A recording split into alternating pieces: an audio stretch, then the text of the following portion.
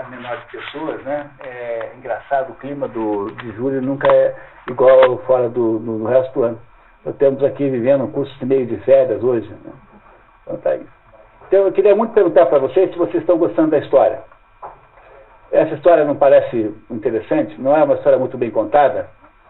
Então a grande literatura, tem o grande mérito da literatura é que você consegue explicar uma coisa sobre a vida humana com tanta eficácia quanto você conseguiria fazer a mesma coisa num livro de psicologia. Então, o grande mérito da grande arte é esse, porque, no fundo, o que o Sócrates vai nos contar aqui depois, eu queria dizer para vocês que a interpretação disso é bem complicada, porque há muita interpretação diferente sobre essa história, mas nós vamos encontrar aqui uma interpretação que me parece potencialmente muito boa. Mas a mesma coisa que o Sócrates vai nos contar aqui simbolicamente nessa interpretação, um estudioso de psicologia precisaria de um tratado inteiro para fazer a mesma coisa. Então há algumas percepções assim um pouco intuitivas sobre detalhes da natureza humana. A arte faz melhor do que a ciência. E isso significa que nós devemos dar a ambas a mesma importância. Nenhuma deve ser desprezada em função da outra. E a vida intelectual é mais ou menos uma vida que envolve tudo. Por isso que eu digo para vocês que um dos grandes males da vida é você ser excessivamente voltado para a literatura. Eu conheço as pessoas que são fascinadas por livros, são todas muito ignorantes. O que é uma coisa tão estranha de dizer isso. Mas o problema do sujeito fascinado por literatura é que ele só se interessa pela forma. Ele passa a vida inteira lendo livros, porque ele tem uma fascinação por aqui. Talvez o maior exemplo desse fenômeno seja o cinéfilo. É o sujeito que vê 10 filmes por mês e não entende nenhum. Ele gosta daquela coisa, daquela luz que está ali se mexendo, ele tem uma paixão pelo método. Mas, de modo geral, uma verdadeira carreira intelectual não dispensa que haja assim, um interesse muito diversificado. Se você começa a se interessar verdadeiramente por cultura, você vai se interessar por música, vai se interessar por pintura, vai se interessar por literatura, por filosofia, por ciência. Os assuntos começam a ficar todos muito harmônicos entre si. E o grande mal de quem tem um fascínio apenas por um determinado, digamos, módulo de arte, um determinado tipo de arte, é que aquela pessoa tem o fascínio pela forma. E ela, então, muitas vezes perde o conteúdo, o fundo. Então não há nenhum mal de você gostar do Vermelho e Negro e você gostar de Aristóteles ao mesmo tempo. Nenhum mal. Não há nada errado em você gostar de Wagner e ao mesmo tempo gostar de Velázquez. Não há nenhum mal nisso. Não há nenhuma incompatibilidade entre essas coisas. E é por isso que a grande literatura tem esse grande trabalho de nos ensinar coisas incríveis sobre a vida humana, que é o que nós vamos saber agora no término da nossa leitura do Édipo Rei e em seguida no nosso debate aqui sobre o conteúdo. Quando nós paramos numa espécie de divisor de águas em que Édipo fazia então o resumo da situação até então, dizendo então que a coisa que ele menos queria na vida era ter caído nessa maldição vaticinada por Apolo, de que ele mataria o pai e casaria com a mãe, coisas que de fato aconteceram. Nessa altura, ele está 99% convencido de que isso tudo aconteceu. Então, filha, por favor. O Corifeu e o coro depositam a última esperança de reverter a terrível hipótese na única testemunha, que teria de desmentir sua descrição inicial de vários assaltantes, condição necessária para incriminar Édipo. Enquanto o casal real sai, o coro pede o destino que lhe poupe da híbris. Híbris é difícil de escrever isso em português, porque de modo geral é escrito com Y, mas o som disso é o U alemão, um I tremado com um lauto, né, como se dizia em alemão, híbris. Híbris é uma expressão grega, é o maior defeito que um ser humano possa ter. De todos os defeitos humanos, o pior é a híbris. E o que é híbris? Híbris é o orgulho humano desmedido, a soberba humana, é isso que os deuses punem, antes de mais nada. Então, um caso incrível de híbris é o Ajax. Havia na guerra de Troia 2 Ajaxes. Havia o E um desses dois Ajax, que era o menor, Ajax Talamônio, que era o segundo maior guerreiro depois do Ulisses, e havia o outro Ajax, que era um sujeito irritadiço e de temperamento difícil, que vai voltar para sua casa depois da guerra de Troia, e aí tem uma tempestade no mar, e ele fica então fazendo um deboche do fato que ele se salvou. Então fica aquele, tá vendo, esse Netuno não é de nada, tal. Aí o Netuno manda um rochedo na cabeça dele, cai uma montanha na cabeça dele, e é para não ficar dúvida nenhuma sobre o poder que os deuses têm sobre esta pretensão humana. Quer dizer, o híbris é o maior defeito de todos. É muito importante entender isso, hein, pessoal? A híbris é o maior de todos os defeitos humanos, segundo os gregos. O que é híbris? É uma atitude de orgulho desmedido pela própria condição humana. É a atitude que nós chamamos modernamente de prometeica. É aquilo que se chama no cristianismo de soberba. Para um grego, essas expressões, né, prometanismo e soberba, chamam-se híbris.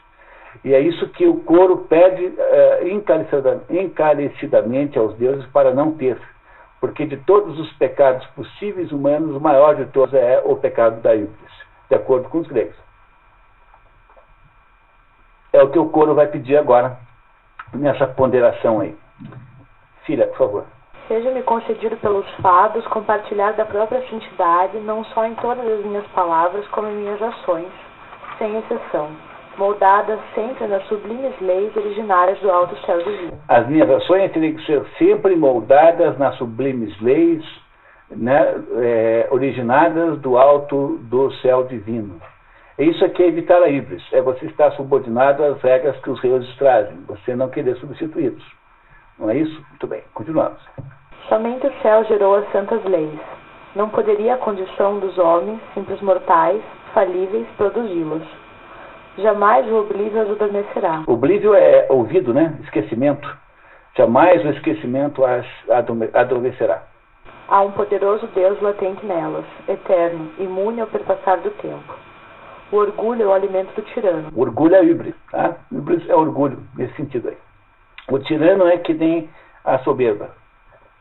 Quando ele faz exagerada messe de abusos e temeridades fátuas, inevitavelmente precipita-se dos píncaros no abismo mais profundo de malhas, de onde nunca mais sairá. Olha só, quando o tirano faz exagerada messe é colheita, então colhe com os abusos e temeridades fátuas, insensatas. Inevitavelmente precipita-se dos píncaros no abismo mais profundo de males, de onde nunca mais sairá. O que acontece com o tirano? A emulação, porém, pode ser útil se visa o benefício da cidade. Que a divindade a estimule sempre e não me falte sua proteção. Entenderam em que sentido que o teatro grego é político? O coro, que é o povo, está dizendo para o governante não ter híbris, não ser tirânico, porque senão a cidade irá perecer com ele.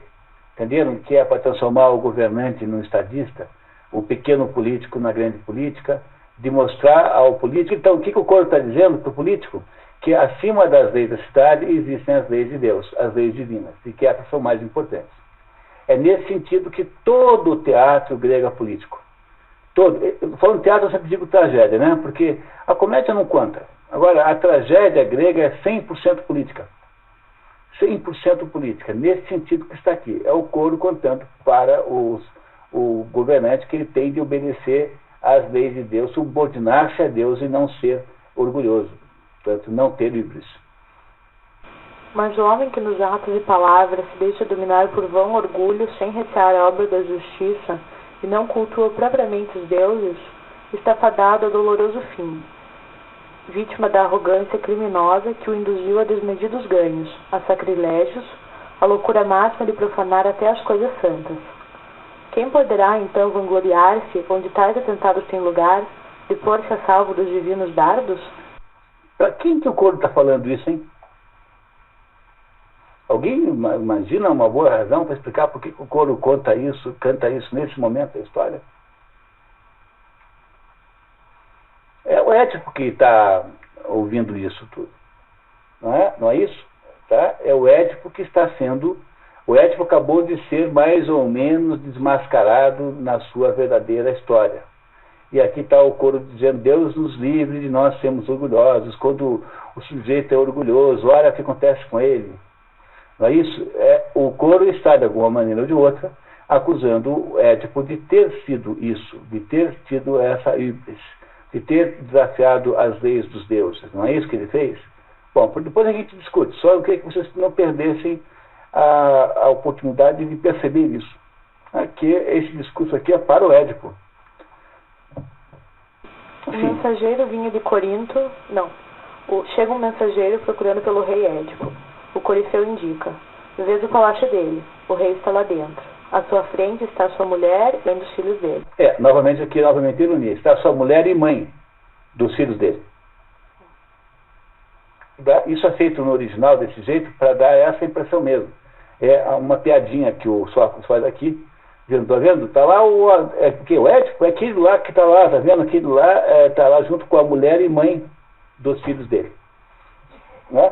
Essa é a piada que o Sófocles faz aqui para brincar com essa situação ambígua aí do Édipo. Né? O mensageiro vinha de Corinto anunciar que com a morte do velho Pólibo, os habitantes todos de Corinto querem fazer de Édipo seu rei. Jocasta vê bons augúrios na notícia, porque o rei Édipo exilou-se apenas por temor de destruir um dia a vida desse homem, Pólibo, agora morto pelos fados, não por ele. Então a notícia é muito boa, porque se o rei morreu, e não foi o Édipo quem o matou, o rei de Corinto morreu, então há uma esperança de que aquela história toda não seja verdade. É isso, quer dizer, nesse momento renasce a esperança na cabeça de Jocasta e de Édipo, de que tudo aquilo seja um grande engano e que no fundo não haja nenhuma profecia. Entenderam, né? Porque quem morreu foi o rei Pólipo, que é o pretenso pai de Édipo, que é o rei de Corinto. E o Édipo também fica muito contente com a notícia. Entenderam tudo isso, né? Entenderam que de repente renasceu? Guilherme, não? Entendeu? Tá, ok. Continuamos. Édipo sente-se aliviado também. Por que, mulher, devemos dar tanta atenção ao fogo divinal da profetisa Pítica? Ou, mais ainda, aos pios das etéreas aves? Os pios das aves também dizem o que vai acontecer, porque para os gregos, as aves, e para os romanos também, né? Como as aves são animais intermediários entre o céu e a terra, então as aves são fonte de informações dos deuses. Tanto o modo como elas piam, quanto a aparência das suas entranhas.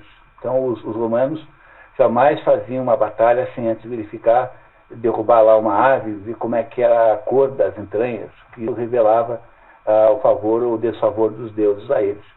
Então, o que é pítico? Pítico é apolínico, né? Do Apolo, não é isso? Então, está vendo, mulher, como a gente levou a sério demais esse negócio? Não era nada não, pô. O meu pai morreu lá, não foi eu que matei. Né? Vamos ver. Segundo antigas predições, eu deveria matar meu próprio pai. Agora ele repousa debaixo da pesada terra, e quanto a mim não pus as mãos ultimamente em qualquer arma. Ele foi vítima, talvez, da grande mágoa que minha ausência lhe causou. Somente assim eu poderia motivar a sua morte. Isso ele diz ironicamente, né? Se eu fui responsável pela morte do meu pai, foi porque ele ficou chateado que eu sumi. Né? Ele fala isso ironicamente, assim, não a sério, né? De qualquer forma, Pólibo pertence agora ao reino de Hades e também levou com ele as 3 profecias. Não, esses oráculos carecem todos de qualquer significado. Pronto, então aquela quase certeza que eles tinham de que tudo aquilo era verdade, agora essa certeza desaparece um pouquinho. Por quê? Porque o mensageiro trouxe uma outra notícia. Vamos ver se isso continua assim, né? Vamos ver então. O mensageiro quer entender o caso e Édipo resume a maldição que paira sobre sua vida, explicando sua fuga de Corinto. Eu não queria assassinar meu velho pai. No entanto, apesar da morte de Pólibo, Édipo não quer voltar a Corinto, porque sua mãe ainda vivia e ele receava que a outra metade da profecia se cumprisse. Jocasta tenta acalmá-lo. Não deve amedrontar-te, então, o pensamento dessa união com a tua mãe. Muitos mortais em sonhos já subiram ao leito materno. Essa frase, muitos mortais em sonhos já subiram ao leito materno, é a frase que dá origem ao complexo de Édipo. Essa é a frase central que Dr. Freud escolhe para inspirar, né, para ver nessa história uma metáfora do complexo de Édipo. Exatamente essa frase. E que a Jô falou assim, que besteira isso, no nível sua mãe, todo mundo pensa isso. Né? Todo mundo já imaginou isso, quer dizer, na sua vida inconsciente. Né? Muito bem, continuamos.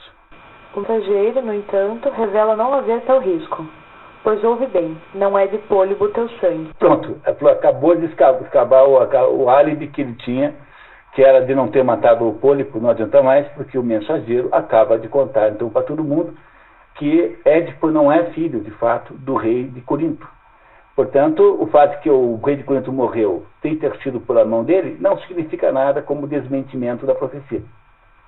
Não é? Muito bem. E conta como ele, o mensageiro, o havia recolhido quando recém-nascido, deixado para morrer em Citero, num vale escuro, e que o havia recebido em estado deplorável. Teus tornozelos ainda testemunham isso. Édipo significa pés inchados, resultado de Laio tê-los amarrados com uma corda antes de mandar expor. De um pastor, servidor de Laio, que recebera o menino da própria mãe, a rainha Jocasta.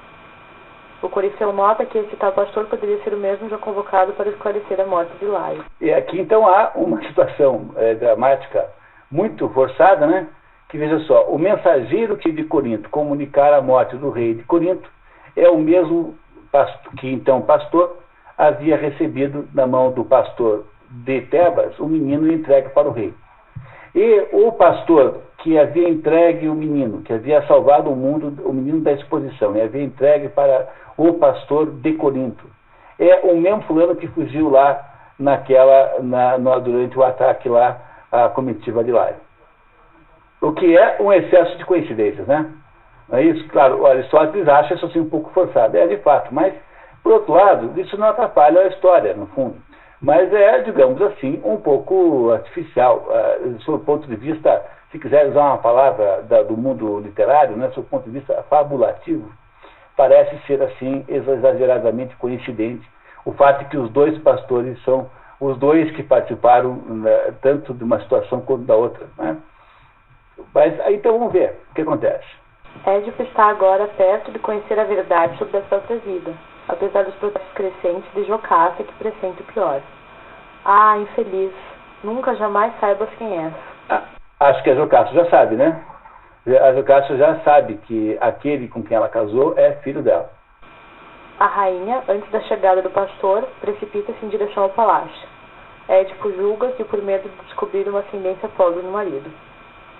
Que é um pouco também de ilusão, né? É um pouco também de autoilusão.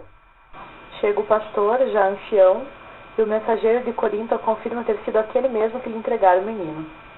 O velho pastor, por sua vez, reluta em conhecer o mensageiro e finge não ouvir uma pergunta sobre a criança que lhe havia entregue na época. Édipo o ameaça e ele cede. Ameaça com torturas, assim, quer dizer, violentamente, grosseiramente, o Édipo ameaça o pastor. Confirmando a história. Depois de muita hesitação, o pastor revela que o menino era filho do próprio rei Laio. A verdade se estabelece. Quanta tristeza, é doloroso de falar.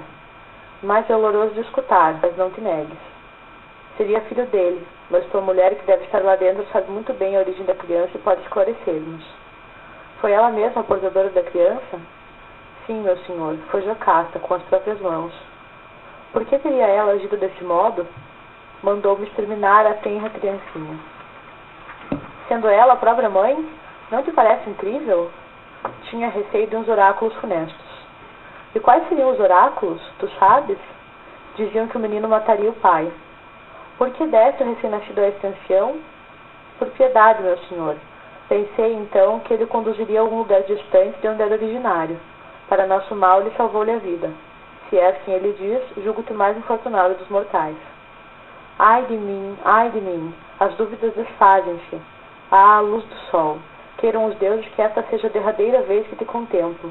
Hoje tornou-se claro a todos que eu não poderia nascer de quem nasci, nem viver com quem vivo, e mais ainda, assassinei quem não devia. Nesse momento, então, agora não há mais nenhuma dúvida, porque há duas testemunhas, que é os dois pastores, sendo que um é mensageiro de Corinto. Existem todas as coincidências de lugar, hora, etc. Portanto, agora não há nenhuma dúvida de que tudo aquilo que havia sido previsto pelo oráculo de fato aconteceu. E nesse momento, então, é que a coisa caminha para o final dramático, o final trágico, que começam a acontecer agora as grandes desgraças. Trata-se de uma tragédia, onde acontece no final, né, sempre desemboca numa situação sanguinolenta, né? E vamos ver o que acontece então a partir de agora. Depois que Édipo, o mensageiro e pastor saem, o coro, lento e triste, resume sua indignação. Imaginem isso na montagem, né? Vozes masculinas assim, Édipo ilustre, muito querido, uma coisa meio dodecafônica, meio santônica, né?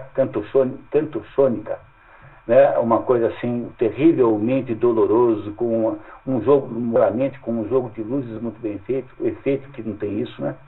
Que beleza de momento dramático que é esse momento aqui. Édipo ilustre, muito querido, tu és o filho que atravessou a mesma porta por onde antes teu pai entrara. Nela te abrigas num matrimônio jamais pensado. Como puderam, rei meu senhor, as sementeiras do rei teu pai dar-te acolhida, silenciosas por tanto tempo? Como infeliz! Cheio de linguagem simbólica maravilhosa, né? As sementeiras do pai, a mulher, né? Que a mulher é a sementeira, né? De onde o homem põe a semente e nascem os filhos. Chega um criado do palácio com expressão de assombro para comunicar a morte de Jocasta. Sofrimento ainda maior quando o autor e vítima são uma só pessoa. Quer dizer que Jocasta se suicidou. Ela é autora e vítima. Édipo não havia conseguido evitar o enforcamento a tempo. O relato progride para o acontecido com Édipo, depois da morte de sua mãe e mulher. Ao contemplar o quadro, entre os horrorosos, o desditoso rei desfez depressa o laço que a suspendia. A infeliz caiu por terra.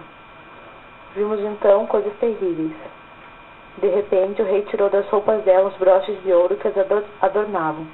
Segurou-os firmemente e, sem vacilação, furou os próprios olhos, gritando que eles não seriam testemunhas nem de seus infortúnios nem de seus pecados. Nas sombras em que viverei de agora em diante, dizia ele, já não reconhecereis aqueles que não quero mais reconhecer. Vociferando alucinado, ainda erguia as pálpebras e desceria novos golpes. O sangue que descia em jatos dos seus olhos molhava toda a sua face, até a barba. Não eram simples gotas, mas uma torrente, sanguinolenta chuva em enjoos incessantes. São ele e ela os causadores desses males. Os infortúnios do marido e da mulher estão inseparavelmente entrelaçados. Ambos provaram antes a felicidade, herança antiga. Hoje lhe restam só gemidos, vergonha, maldição e morte. Ou, em resumo, todos os males, todos, sem faltar um só. Não é admirável o modo como um artista de verdade consegue descrever as coisas, né? Um grande escritor é capaz de nos contar tudo, né? Édipo tenta salvar a mulher que se enforca, não consegue, arranca um broche da roupa dela e fura os olhos reiteradas vezes. E cega-se, conforme Tiresias havia profetizado, que ele agora via, mas em seguida viria apenas sombras. E o rei Édipo, que estava no auge do poder, e que era uma espécie de salvador da cidade, agora é um sujeito derrotado em todos os sentidos, é cego, viúvo, autodestronado, completamente desprestigiado, e está aí, então, aos frangalhos, no espaço de 2 horas, em que toda essa ação acontece aqui, né, a total decadência e derrota do rei. Mas isso vai continuar. Filha, por favor. Aparece Édipo com os olhos vazados, vindo do palácio, e diz: ai de mim, como sou infeliz! Aonde vou? Aonde vou? Em que áreas minha voz se ouvirá? Ah, destino, em que negros abismos me lanças? Nuvem negra de trevas, odiosa, que tombaste do céu sobre mim, invisível, irremediável, que não posso evitar. Infeliz, infeliz outra vez. Com que ponta aguçada me fere o aguilhão deste meu sofrimento e a lembrança de minhas desgraças? O corifeu o repreende por ter cegado os olhos. Terríveis atos praticaste. Como ousaste cegar teus próprios olhos? Qual da divindade deu-te coragem para ir a tais extremos? Mas Édipo lamenta o seu destino. Por que vive esse homem que outrora num recanto deserto livrou os meus pés das amarras atrozes e salvou-me da morte somente para ser infeliz como sou? Se eu tivesse morrido mais cedo, não seria motivo odioso de aflição para meus companheiros e também para mim nessa hora. E jamais eu seria assassino de meu pai, e não desposaria a mulher que me pôs neste mundo. Mas os deuses desprezam-me agora por ser filho de seres impuros e porque fecundei, miserável, as entranhas de onde saí.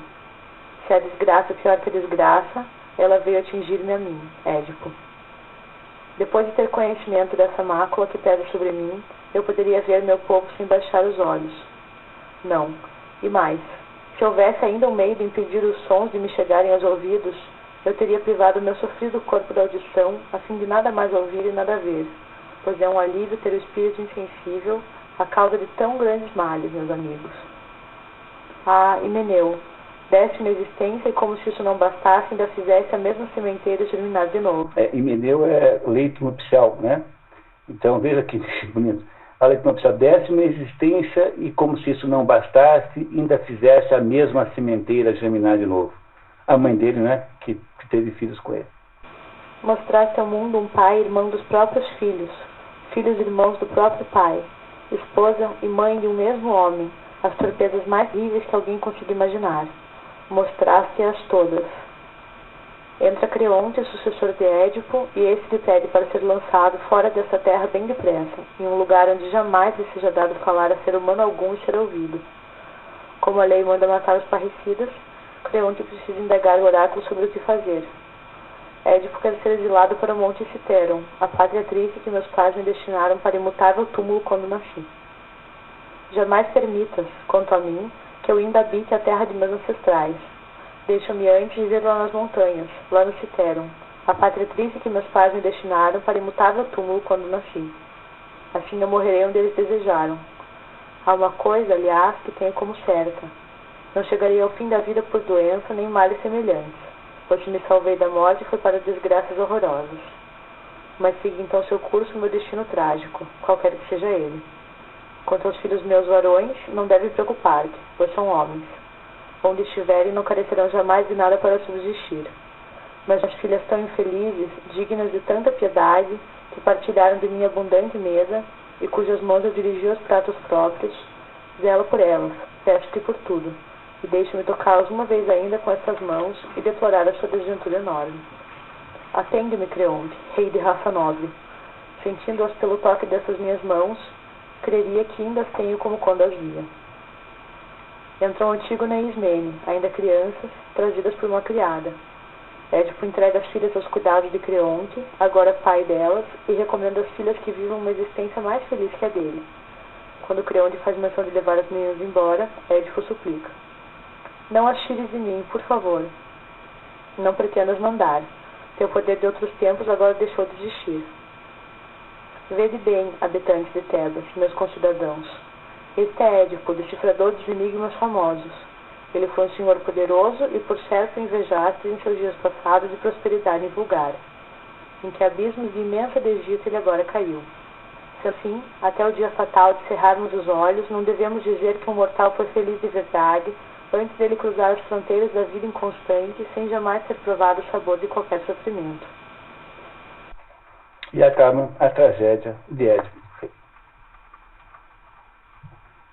Gostaram dessa história?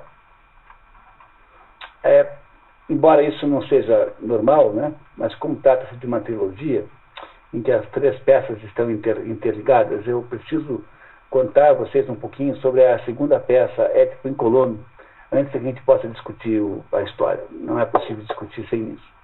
Filha, você leu maravilhosamente bem, filha, tá? Não é por você ser minha filha, mas você leu mesmo maravilhosamente bem, tá?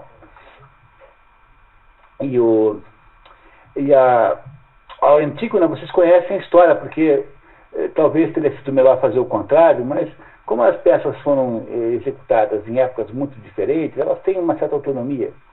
Mas a segunda peça de todas é a menos importante, porque a Édipo em Colono não é exatamente uma tragédia. Ela conta o que acontece desse ponto até o momento em que Édipo morre. Essa é o tema do Édipo em Colono.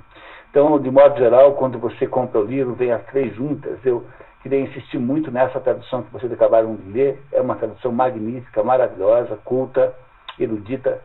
E as três peças estão juntas, né? Vem na trilogia tebana, que o Mário da Gama Curi é o tradutor nesse caso.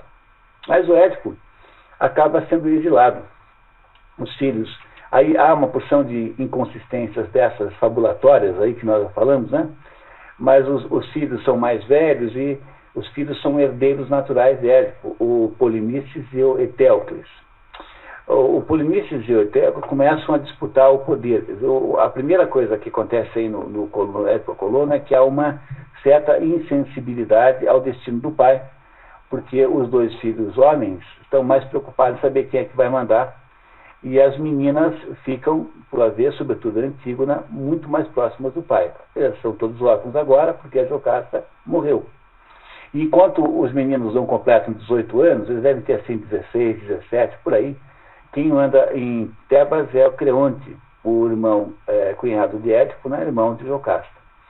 E Édipo então vai embora, ele vai guiado pela filha, cego, e vai na direção de Colono. Colono é um lugar que fica na Ática, que fica ali naquela região de Atenas, nas imediações de Atenas. Existe essa cidade concretamente, que chama-se Colono, e ele vai então guiado assim como um mendigo, usando roupas simples, guiado pela filha mais velha, Ismene. Antígona. A Ismene fica em Tebas. E o Édipo, então, vai na direção do santuário das Eumênides. E aí, esse fato é muito importante para que a gente entenda a história. Porque o santuário das Eumênides, as Eumênides são a versão positiva das Eríneas. Há 13 divindades antiguíssimas, chamadas de Eríneas, que os romanos chamam de as Fúrias, que são 3 mulheres, sendo a mais conhecida a Megera, que são 3 mulheres terríveis, que não reconhecem, como elas são deusas muito velhas, estão lá desde o início dos tempos. No próximo encontro, daqui a 15 dias, nós vamos estudar a Teogonia, que é o livro do Hesíodo, que conta como é que isso tudo começou. Essa história aqui é absolutamente imprescindível para entender todas essas peças gregas. Espero que vocês não faltem, tá? Na Teogonia, que é o nosso próximo livro aqui.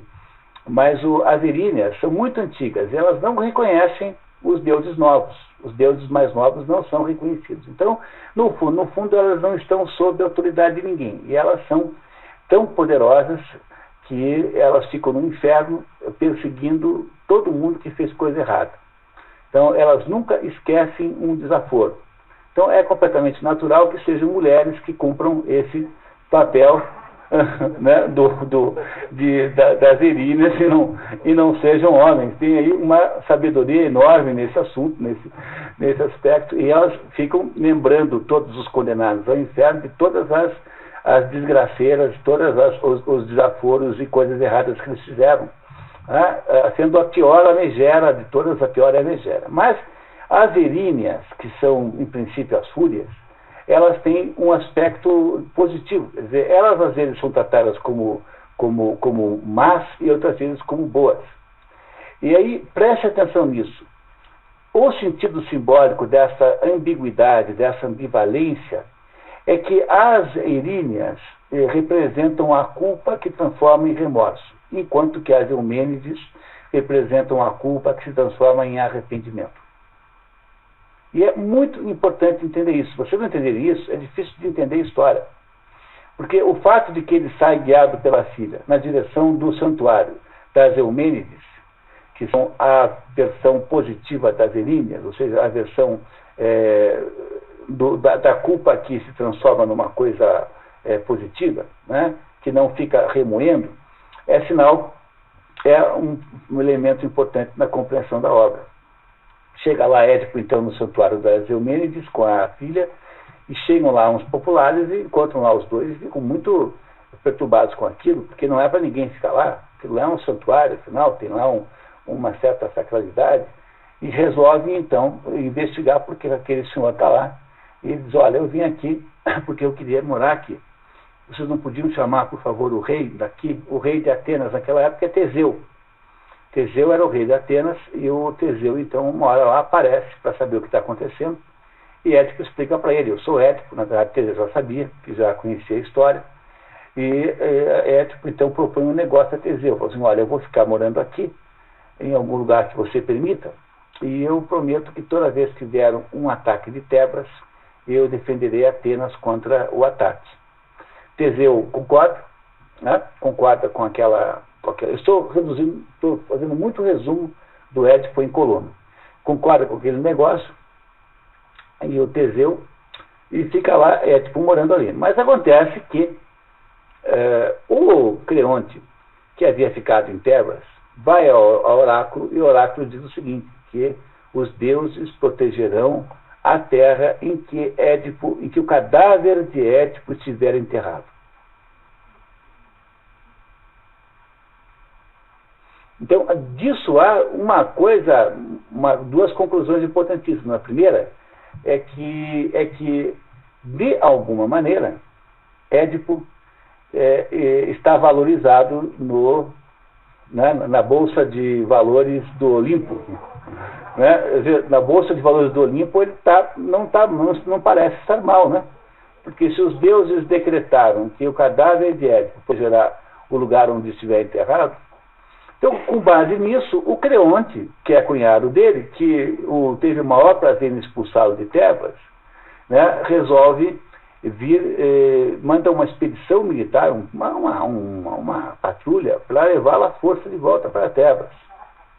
Aí olha que o Édipo percebe que vai ser sequestrado pelo cunhado, ele pede ajuda ao Teseu, fala, estão me roubando aqui. Aí o Teseu vai lá, e nessa altura já tinha aparecido também a Ismene, que veio também dizer que os irmãos estavam se matando, quer dizer, que havia uma guerra fratricida entre o Polinices e o Etéocles. E aí então a Ismene também associou-se ao grupo, e aí então, não podendo sequestrar o Édipo, porque o Teseu não deixa, o Creonte sequestra as sobrinhas, a Antígona e a Ismene. Em seguida, o Teseu vai lá e também impede que eles saiam do país também, né?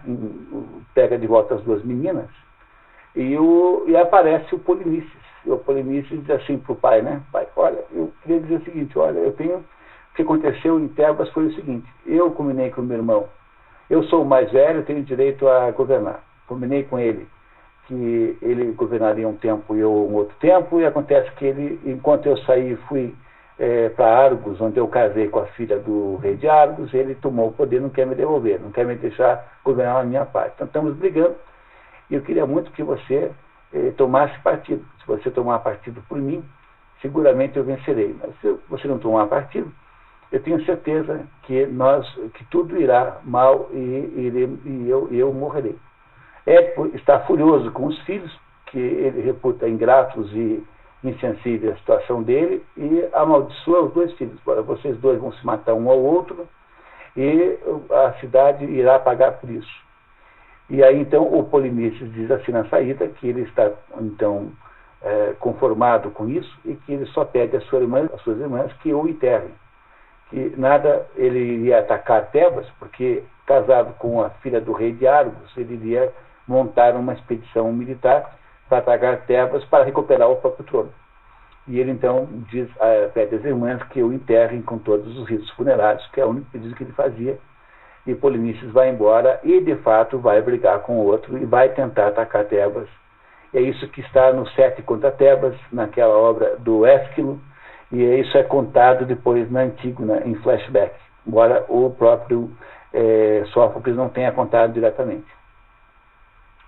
Édipo, então, não tendo mais nenhuma expectativa de voltar para Tebas, ele está lá com as duas filhas, e num dado momento aparece como ele tem como agora ele está favorecido pelos deuses, e o seu local de sepultamento será sagrado, então, num dado momento, há um trovão, e Édipo interpreta aquele trovão como sendo um chamado de Deus de Zeus, né, para a sua morte. E aí, então, Édipo, junto com essa pequena comitiva, basicamente o Teseu, alguns cidadãos de Atenas e mais as duas filhas, dirige-se para o local onde ele morrerá. E eu queria, então, ler para vocês a cena final, que é notável e extraordinária. Então, o que acontece é que Édipo está, assim, prestes a morrer, e ele, então, para não ter o local da morte revelado, ele pede para ir sozinho com o Teseu, os dois vão sozinhos, e aí e mais um mensageiro, e quando morre e quando ele volta, o mensageiro comunica a seguinte história aos que estavam lá, as filhas, incluindo as filhas. Então, o mensageiro faz o seguinte relato da morte de Édipo. Isso está no final do Édipo em Colono, que é a segunda peça, né? Tá? Diz assim: há justamente nesse ponto uma razão para nos admirarmos. Então, o Senhor perguntou assim, né? O mensageiro fala assim: fica sabendo, ele acaba de conquistar a vida eterna. Veja, Édipo é um mortal. Édipo não é filho de Deus nenhum, mas o mensageiro disse que ele acaba de conquistar a vida eterna. Aí o Corifeu diz assim: de que maneira a interferência de algum Deus livrou o desditoso de todos os males? Mensageiro: há justamente nesse ponto uma razão para nos admirarmos. No momento exato em que ele se afastou daqui, estava perto, e sabes como eu sei? Não ia à sua frente nenhum dos seus amigos. Nosso guia, então, foi Édipo, quando seus passos o levaram à frente do escarpado umbral, onde se vêem os primeiros degraus de bronze de uma escada que leva às raízes recônditas da terra, que é a abertura do Hades, né? Ele parou diante de uma das estradas que partem do local, perto de uma cratera onde se guardam para sempre os juramentos de lealdade outrora feitos por Teseu e por Peirito. Ali, a igual distância da cratera profunda, da rocha torícia, de uma pereira oca e da tumba de pedra, afinal Édipo sentou-se. Lá tirou os seus míseros andrajos e, elevando a voz, pediu às suas filhas que fossem buscar água corrente, onde a encontrassem, pois queria lavar-se e fazer libações.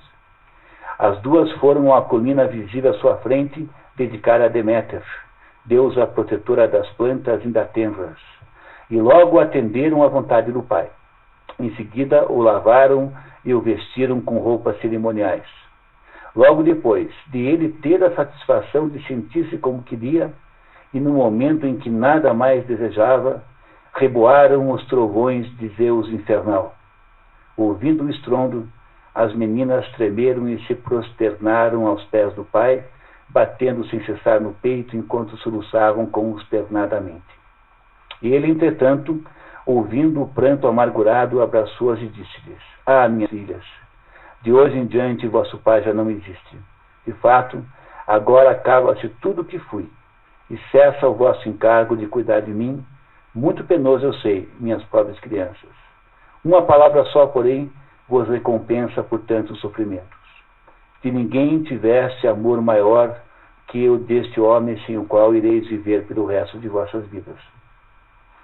Os três se estreitavam nos braços uns dos outros, mas, quando seus gemidos chegaram ao fim e já não se podia ouvir-lhe os soluços, todos ficaram em silêncio absoluto. Subitamente uma voz se elevou, chamando-o. Num instante, os cabelos dos três se arrepiaram quando se ouviu a voz insistente do Deus. Todos ouviram Zeus falar com Édipo. Por que tardamos tantos a pôr-nos a caminho, Édipo? Fazes-te esperar há muito tempo. Quando ele percebeu que um Deus o convocava, mandou chamar Teseu para perto de si, e, pressentindo-o nas proximidades, disse-lhe: querido amigo, dá agora às minhas filhas a garantia jurada de tua mão, e vós, meninas, dai-lhe reciprocidade. E tu, Teseu, promete agora que jamais as abandonarás se depender de ti, e tanto quanto permitir tua bondade, faz o possível para protegê-las sempre. Provando que era realmente um homem nobre, Teseu, sem vacilar, jurou ao estrangeiro que atenderia o seu pedido. Isto feito, Édipo se apressou em pôr sobre as meninas suas mãos cegas e lhes disse: agora, filhas, deveis reanimar em vossos corações toda a nobreza, abandonando este lugar sem ter a pretensão de ver ou de escutar o que não vos é permitido. Ide embora nesse momento, mas Teseu, o soberano, deve ficar para presenciar os fatos. Assim ele falou, e todos nós ouvimos, e soluçando retiramo-nos com elas. Quando nos afastávamos, logo depois, olhamos para trás e notamos que Édipo já não estava lá. Vimos somente o rei com as mãos no rosto para proteger os olhos diante de alguma visão insuportável. Pouco depois, quase no mesmo instante, vimos-lo fazendo preces e adorando juntamente a terra e o divino Olimpo com seus gestos. Mas nenhum dos mortais, salvo o próprio Teseu, pôde dizer como Édipo chegou ao fim. Não o atingiu qualquer relâmpago de Zeus, nem um tufão vindo do mar naquela hora. Deve ter sido mensageiro de algum deus, ou então os abismos sempre tenebrosos do mundo subterrâneo podem ter se aberto para levá-lo sem lhe causar sofrimentos. O homem desapareceu sem lamentar-se e sem as dores oriundas de doenças, por um milagre inusitado entre os mortais. E se pareço estar falando loucamente, não posso reprovar quem me chame de louco. Édipo é arrebatado por Zeus em pessoa na hora da sua morte, o que é quase uma parte necessária da primeira parte. O Édipo em Colono é uma peça que nunca é encenada, porque ela sozinha não faz muito sentido. Ela é tipicamente uma peça de ligação, né, entre as duas peças. Portanto, é como se o Sófocles devia ter aumentado um pouquinho o Édipo em Rei, para incluir até esse pedaço aí, porque a gente não entende de fato o que aconteceu, a não ser quando considera esse episódio que eu acabei de ler. Enfim. E aí, o que entender de uma coisa dessa? Quem de vocês tem coragem de tentar interpretar? Vamos lá, sejam homens. Quem é que tem coragem de interpretar uma coisa dessa? Porque, veja, há muita possibilidade interpretativa aqui, sabe? Não é à toa que você consegue até mesmo sustentar a hipótese freudiana, porque você pode sempre imaginar que havia um desejo inconsciente, no fundo, o tempo todo, de casar com a mãe e matar o pai, que não está, obviamente, nos fatos, mas está na imaginação. Na imaginação, a imaginação pode atribuir qualquer coisa.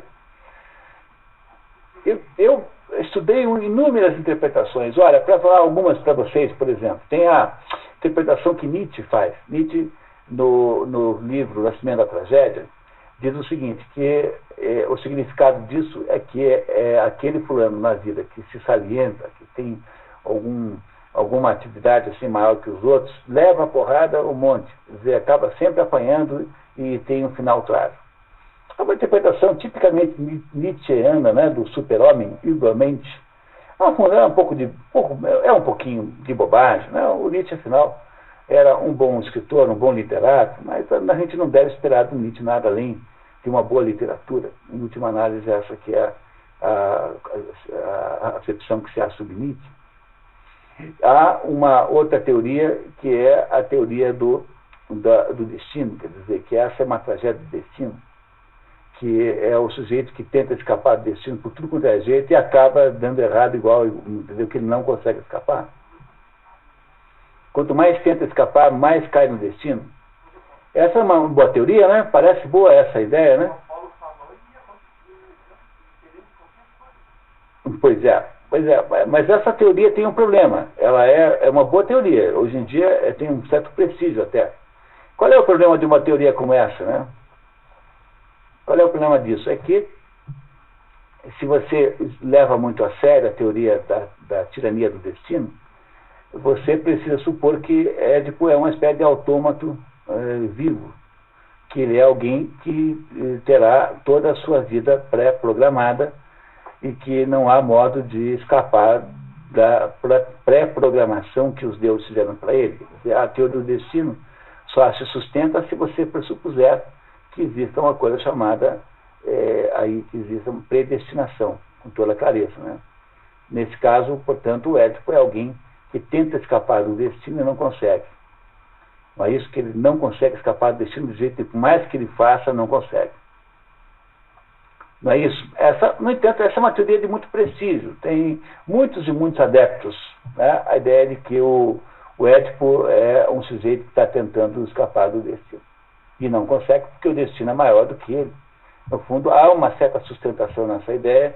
Quando você interpreta um pouquinho a tragédia grega, ela é um pouquinho assim, quer dizer, não é que você não possa escapar, o destino de fato não te deixa escapar, mas para um grego que escrevia tragédias, ele não escrevia tragédias para contar isso para você, ele escrevia tragédias para dizer o que é que você deve fazer nas circunstâncias que você vive de destino. Mesmo que você supusesse que é o destino implacável que está agindo. Mesmo que isso fosse verdade, o que interessa no fundo é o que você faz frente a isso. Que é a ideia da Ilíada, né? Na Ilíada você tem metade dos deuses brigando associados com Troia, a outra metade com os helenos. E eles brigam lá no céu e se divertem às custas de quem está lá embaixo morrendo de verdade. E tudo que você faz está programado por cima pelos deuses, sem que você possa de verdade saber o que quer. No entanto, os gregos não escreveram a Ilíada para contar isso. Escreveram a Ilíada para dizer assim: apesar disso, nós temos obrigação de sermos heróicos. Apesar de o destino ser cruel, nós continuamos com a obrigação do heroísmo pessoal. Porque é isso que interessa em última análise. Aí vem o Werner Jäger e conta, o Werner Jäger faz a teoria mostrando que o que se chama de paideia, que é a educação grega, é você ensinar para a criança como é que Aquiles e Heitor, né? Heitor é o maior guerreiro troiano, Aquiles o maior guerreiro grego, né? O helênico. Como é que esses dois se comportam, apesar de estarem ambos condenados pelo destino. Aquiles está tão condenado pelo destino que Aquiles, até o próprio cavalo dele o lembra de que ele vai morrer dali a pouco. Né? Um cavalo, olha, você não esqueça, tal, né? Que você está morto, não tem saída. No entanto, a condenação do destino não nos desobriga do heroísmo. E é por isso que um grego não tem tanto interesse na tirania do destino, e tem muito mais interesse, na verdade, no comportamento humano frente a isso.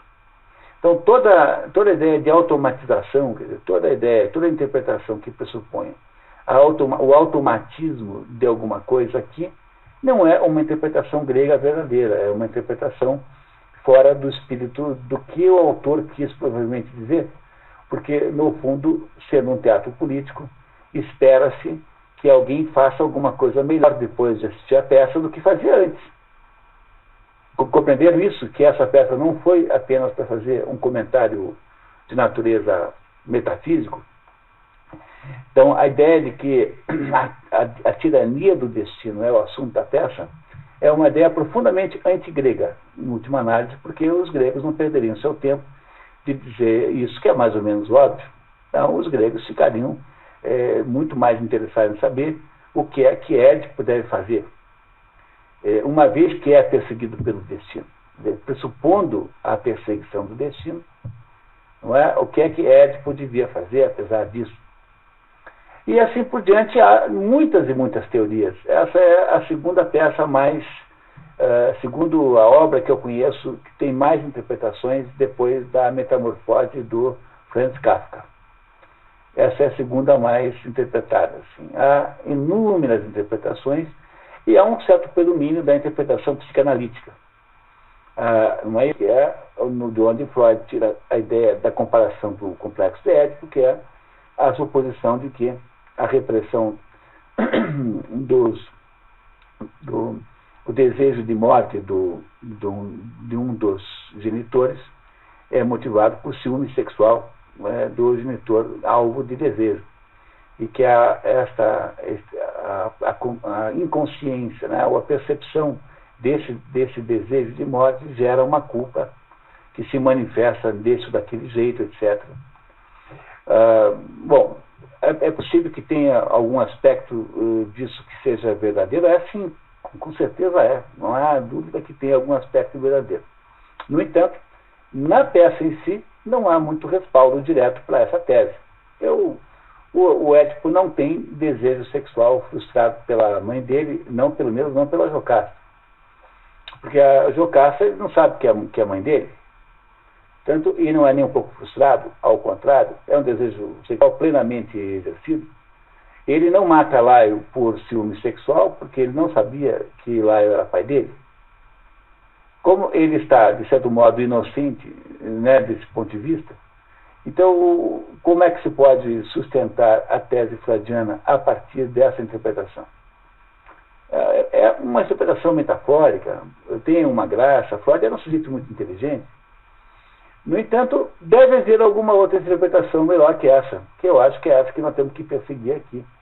Né? E é isso que eu queria propor para vocês, que nós começássemos a fazer agora.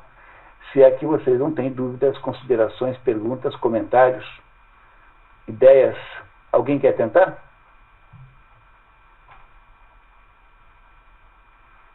Uri, diga você não está querendo interpretar? Não. O que parece que essa história fala do que, afinal de contas?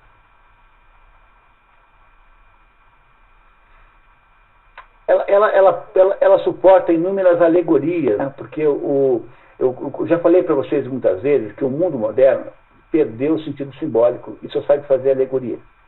Quer dizer, a alegoria é uma interpretação arbitrária de alguma coisa. É quando eu comparo alguma coisa com a outra e arbitrariamente decido que determinada coisa parece uma com a outra. Mas eu vou assistir o Shrek e saio de lá absolutamente convencido que aquilo lá é o meu chefe.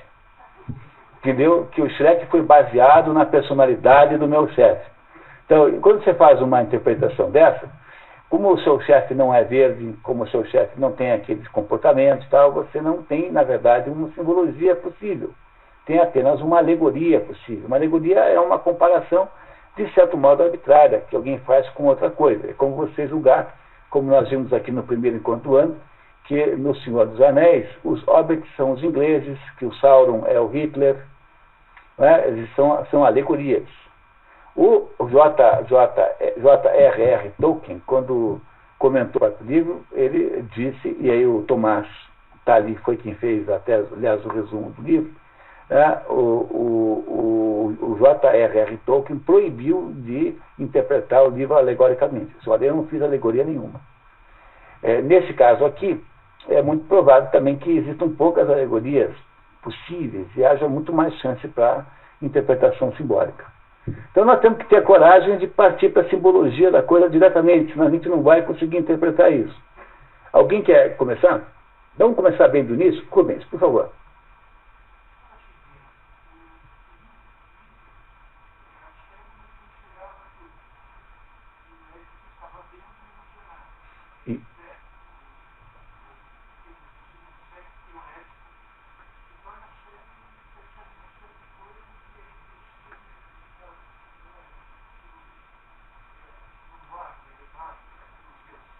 Por Deus. Pode ser que a cegueira tenha, portanto, uma ligação. Né? Quem foi o outro caso que a gente conhece aqui, de alguém que só conseguiu enxergar alguma coisa depois de cego? O Gloucester, né? O Gloucester do Rei Lear, que é aquele conde, né? Que tem dois filhos, o Edgar e o Eduardo, né? E um deles é um monstro de simulação e ele é enganado por esse. E depois, então, ele, quando fica cego, finalmente é cegado, né? Cegado é que ele consegue entender que o filho que ele era fiel era o outro, e não aquele que achava que ele era.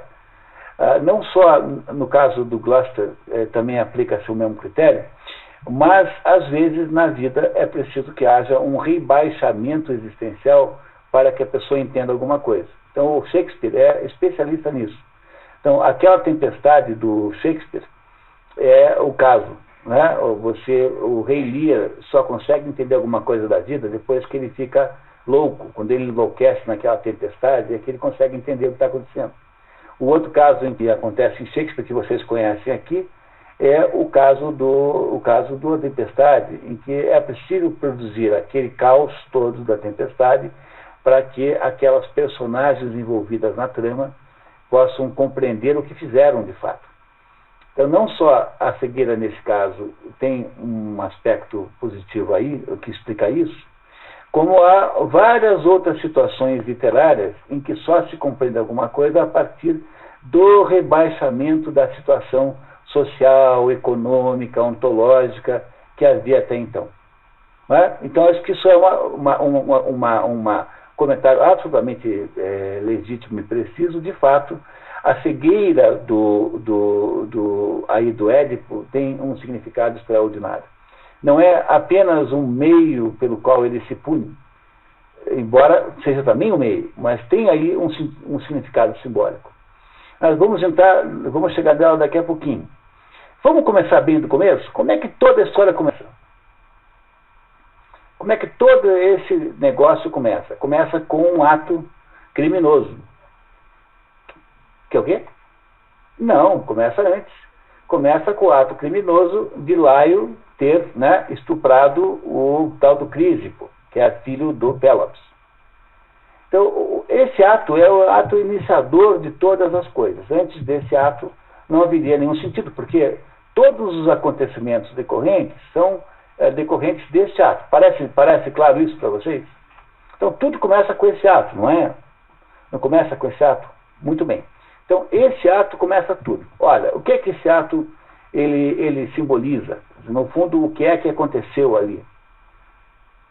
Não é? O que acontece ali? Há um ato de, se você for pensar bem, de bestialidade, né? Quer dizer, a natureza do ato que gera tudo, que é o estupro do menino, é um ato de bestialidade. Olha, o que é bestialidade? Bestialidade, como o próprio nome diz, e essa é uma expressão aristotélica, quem estudou comigo ética nicômaco sabe, né? Quer dizer, uma das três faltas de virtude humana é a bestialidade. O que a bestialidade é? É quando o ser humano rebaixa-se a uma condição inferior à humana. Então, isso vai desde um ato como esse até você imaginar almoçar todo dia bonzo no prato do cachorro. Tá? É mais ou menos a mesma coisa. Entendeu? Tá? Quer dizer, essa ideia de ter um regime alimentar igual ao do seu cachorro é, no fundo, a mesma coisa. Quer dizer, todo ato que é digamos, contraditório e conflituoso com a natureza humana é um ato de rebaixamento ontológico do ser humano. O ser humano sai do status humano para um status animalesco.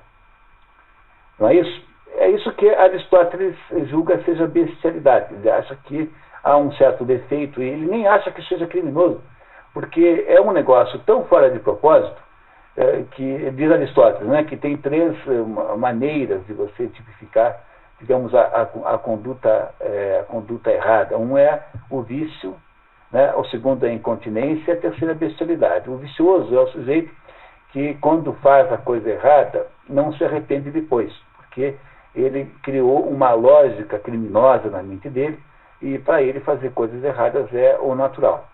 Então, esse é o criminoso irrecuperável, esse é o vicioso. É o sujeito que não tem arrependimento porque acha que aquilo está certo, conscientemente. Existe o incontinente, que é o fulano que de vez em quando perde o controle sobre os seus atos. Então, é alguém que matou o outro por causa de ciúmes da mulher, por exemplo. Esse é um ato errado, mas o que acontece necessariamente depois é o arrependimento. O sujeito fica terrivelmente arrependido de ter feito aquilo. E esse aí tem salvação, porque no fundo o que ele tem é um descontrole existencial. E esse é o segundo tipo de criminoso. E o terceiro tipo de criminoso, segundo Aristóteles, é o sujeito que está se bestificado, quer dizer, ele saiu da esfera humana e está numa esfera infra-humana.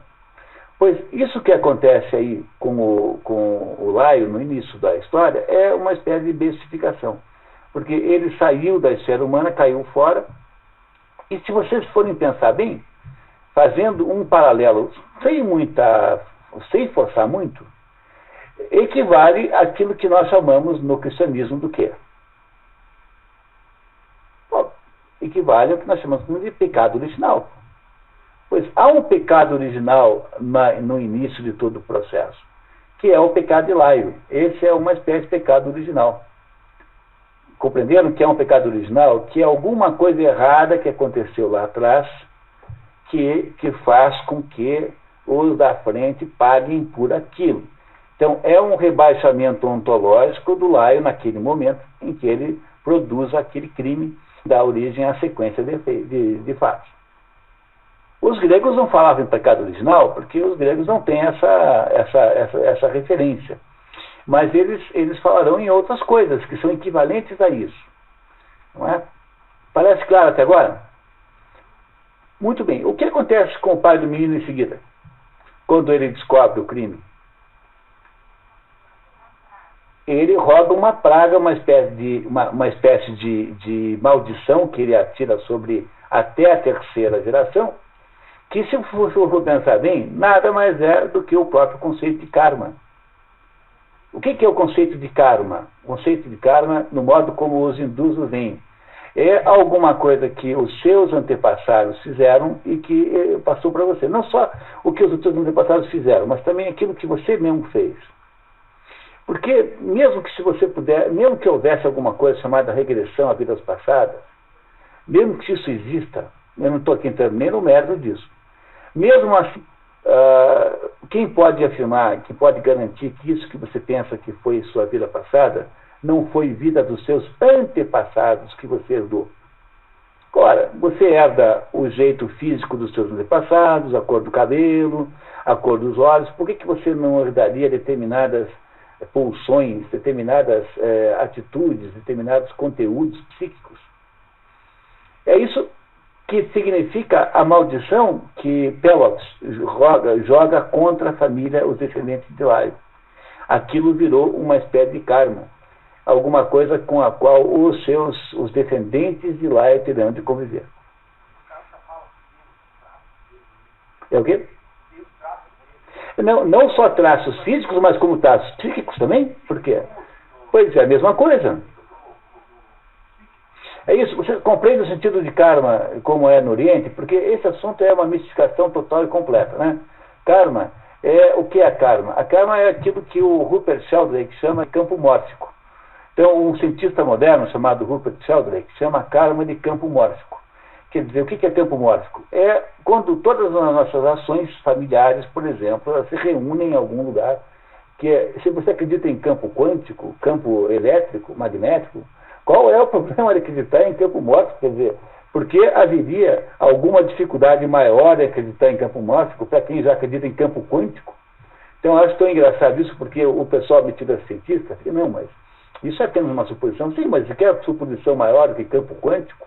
Campo elétrico, que você não, né? Tudo isso é meio abstrato mesmo, é meio invisível. O Rupert Sheldrake, que é um biólogo, um cientista moderno, está chamando isso. Aliás, eu sempre recomendo de ler o Rupert Sheldrake, que me parece ser um sujeito que está num caminho extraordinário de descobertas. E aquilo que os hindus chamam de campo kármico, o que é karma? Karma é alguma coisa que você herdou quando você nasceu numa certa família. Você herdou as habilidades físicas daquela família, as habilidades intelectuais daquela família. Se é uma família de esportistas, você também de alguma maneira tem chance de ser, e também herdou um tipo de psicologia, um conteúdo psíquico, que todo mundo acredita em inconsciente pessoal freudiano e inconsciente coletivo junguiano.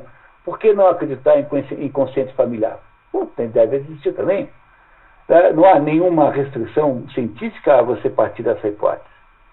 Pois a maldição que Pelops faz à família de Laio é uma maldição desse tipo. Olha, de agora em diante, quer dizer, simbolicamente, né, não que tenha pegado aquela maldição, mas simbolicamente significa que aquela atitude do Laio tornou-se uma atitude da família que ele geraria a partir daí. E que o seu filho certamente também herdaria de alguma maneira. Parece que está claro até aqui?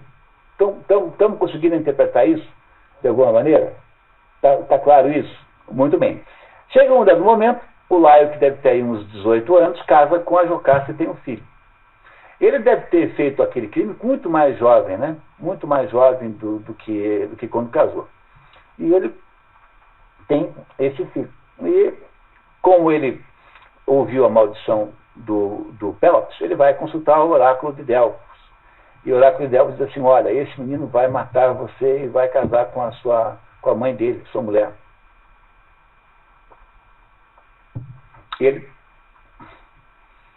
Ele se preocupa com isso. E agora, nesse ponto, aí é que a porca torce o rabo. Porque se a gente não criar agora, nesse momento, um critério para definir o que seja matar o pai e casar com a mãe, nós não vamos entender mais nada. Né? E é preciso agora ter a coragem de olhar não para a mãe e o pai concreto, ou no sentido material da palavra, no sentido biológico da palavra, mas olhar para a mãe e o pai simbólicos. Porque todos nós existimos porque nós temos uma espécie de pai espírito e uma mãe terra. Quer dizer, nós temos simultaneamente uma existência material, concreta, cósmica, aí cromossômica, sei lá o que, ácido ribonucleica, entendeu? Não temos uma existência assim. Então nós todos somos feitos de alguma maneira de matéria, e ao mesmo tempo que nós temos, ao mesmo tempo, uma existência espiritual. Portanto, há uma ambivalência, uma ambiguidade na existência humana. Quer dizer que nós somos casados, nós somos fruto de dois pais, de dois genitores, que é o pai espírito, né? Vamos dizer assim, o pai espírito e a mãe terra. Mas cuidado com a mãe terra para não achar que é essa besteira de ecologista, entendeu? Mãe terra, então vamos aqui de madrugada. Não é. Mãe terra no sentido cósmico, material, concreto, tá? Cuidado, tá? Que não é ficar adorando Ra, tá? Entendeu? Não é a mãe terra do Toynbee, não tem nenhum ecologismo nisso aí, tá? É apenas a ideia de que nós temos uma dimensão material, concreta, que vive sensível, que é a mãe terra, e temos uma dimensão espiritual que é, de alguma maneira, superior a essa. E essa é a razão pela qual nós temos essa dimensão dupla que organiza a nossa vida, mais ou menos. Se a profecia é de que Édipo vai matar o pai e casar com a mãe, se analisada literalmente, significa que ele matará o seu pai biológico e casará com a mãe biológica. Mas se você analisa simbolicamente, o que ele fará é matar o espírito e casar com o mundo terrestre, com o mundo da Terra. E é preciso fazer agora, nesse momento da nossa interpretação, esse movimento estratégico para poder compreender o resto, senão a gente não entenderá mais nada. Então, julguem, por favor, deem um voto de confiança a esse caminho, apenas como hipótese de trabalho, né, como se diz em francês, né, como hipótese de trabalho, e vamos tentar entrar por esse caminho para compreender que a mãe com quem Édipo vai casar não é a mãe literal, e o pai com que ele matará não é o pai literal, mas são ambos pai e mãe simbólicos que existem numa esfera meramente de simbologia. E é essa a profecia que é feita, afinal de contas, pelo oráculo, que oráculo, o Loxias, né, é obviamente um sujeito oblíquo.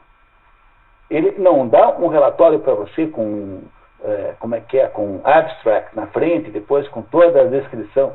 O oráculo é um sujeito que fala assim, os profetas sempre falam assim, quer dizer, nunca se fala com objetividade, você tem que interpretar o que eles dizem. Então vamos supor aqui que o que o oráculo tenha previsto tenha sido o casamento de Édipo com a terra, com a mãe terra, e a morte do pai espírito. Dando então a expressão pai e mãe um aspecto simbólico que até agora nós não tínhamos considerado. Ora, quando Laio decide não arriscar e decide matar o filho, antes de qualquer coisa, o que ele faz, como ele não vai ter certeza que o filho iria ser de fato morto, porque ele não o matou pessoalmente, ele não o estrangulou, ele supõe que a morte tenha acontecido. Mas para garantir que a morte acontecesse, e para garantir que ele não seria vítima daquela maldição, o que ele faz? Ele tenta aleijar o filho. Mas como é que ele tenta aleijar o filho? Ele amarra os pés como se quisesse cordar os tendões das pernas do menino. E, portanto, para poder entender esse episódio aqui, esse pedacinho, nós só vamos entender de fato o que significa isso se a gente perguntar qual é o sentido simbólico dos pés. Se eu não descobrir o que é que o pé significa, eu não consigo entender a simbologia de por que é que ele faz isso e por que ele não fez outra coisa qualquer, como, cortar a orelha, quebrar os braços, eu não sei. Por que ele fez logo isso e não outra coisa? Aí eu queria retomar com vocês aqueles comentários que eu fiz. Há vários casos em que isso acontece. Zeus, por exemplo, o Tífon, para tentar anular Zeus, corta os tendões de Zeus. E Aquiles tem como único ponto vulnerável o tendão do pé. E depois que nós, depois do carnaval, há a cerimônia de lava-pés na Igreja Católica. E onde é que tudo isso se unifica? Quer dizer, o que é que isso tudo significa de alguma maneira? O que ela representa? É o quê? O contato com a Terra, mas o que mais? Representa o modo como você se desloca. O pé é o meio pelo qual você se desloca, não é isso? Ora, se o pé representa o meio pelo qual você desloca, de alguma maneira o pé representa simbolicamente o caminho que você escolhe na vida. Quer dizer, aquilo que você escolhe na vida como opção. É como se fosse um sentido. Quando você. É como se o pé. Por que você lava os pés das pessoas na quarta-feira de cinzas? Porque você tem de purificar o caminho daí para frente. Lavar o pé é purificar o caminho que a pessoa tomará aí para frente. Não é sentido de humildade. O pé é que representa o caminho. Pois quebrar os tendões de Zeus é torná-lo incapaz de se mexer e, portanto, de agir. E Aquiles só seria derrotado se ele se deixasse derrotar pela destruição dos seus pés, portanto, dos seus tendões. Ora, o que acontece simbolicamente na prática? Na prática, acontece o seguinte, que o que Laio faz é reduzir as possibilidades de ação do seu filho, né? Ação sobre o mundo. Édipo não poderá. É como se ele entrasse na vida já manco, quer dizer, já com um defeito de possibilidade existencial de locomoção, que é simbolicamente uma espécie de redução do tamanho da alma. Mais ou menos isso é que simbolicamente representa o que é feito ali, simbolicamente. Quer dizer, é de se imaginar que Édipo, por causa daquilo, tenha tido dificuldades muito grandes aprendendo a andar, tivesse tido dificuldades existenciais muito maiores que os outros. É claro que não estou falando aqui em termos físicos, porque em termos físicos, afinal, adapta-se, né? Simbolicamente, cortar os tendões, ou seja, cortar os pés, é a mesma coisa que reduzir a potencialidade da alma. Isso é o sentido simbólico desta